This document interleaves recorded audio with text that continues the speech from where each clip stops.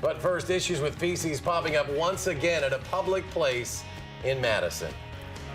The city's homeless continue to congregate around the city-county building, leading to other issues. And now one employee says she has had enough. Velena Jones spoke with her, and Velena, she really wants to see those sleeping outside of the building gone completely. That's right, Michelle. She's hoping that that will solve the problem after a growing amount of people sleeping outside the building and repeated problems with individuals defecating inside the building.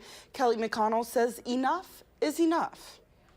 I've never heard of anyone else that I know of having to work in a building where this is going on. It's not a new sight for anyone who walks past the city-county building, but it's one that Judicial Clerk Kelly McConnell is tired of seeing. The past 2 years have been pretty bad as far as it goes, but I've noticed an increase in people and new people here now over the past few months. Piles of clothes, belongings, and food have been stacking up at the CCB, but McConnell says it's not only the outside of the building that's being impacted. This place is their bathroom. They use the grates outside the building as their bathroom, and that's like ventilation for the building. There's garbage everywhere. You know, no one can use any of the benches or anything outside during the day because they're all soiled. And someone recently soiled an area near the courtroom. It's not the first time someone's left a solid problem for employees.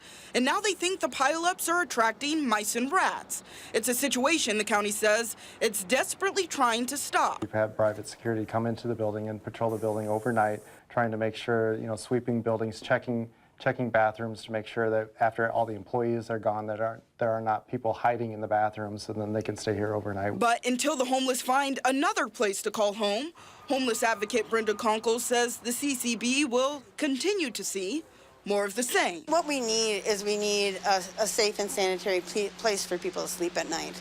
People need an alternative, and until there is an alternative, this is what we have. The county has plans to pay for an off-site storage space across from the CCB where homeless can store their belongings. They hope to have that installed by the 1st of May, and they're also working to pass a no trespassing ordinance that would eliminate anyone from being on the property after hours. All right, to be continued. Velena Jones reporting for us. Thanks, Velena. Meanwhile, Madison Mayor Paul Soglin emailed alders with his plans to stop what he says is a serious increase in the number of drifters and what he calls unsafe and unhealthy practices of drug use and lack of proper sanitation practices. In an email obtained by News 3, the mayor says he'll, quote, use all of the administrative solutions available to me to force the behavior to stop. Among other things, he wants to move them from illegal encampments around the city to shelters or the CCB.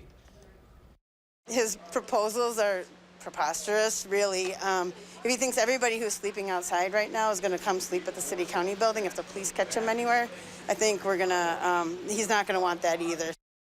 In his email, the mayor says the problem is not a homeless issue. He says it would continue even if those violators had housing. He calls the matter a matter of public health and safety.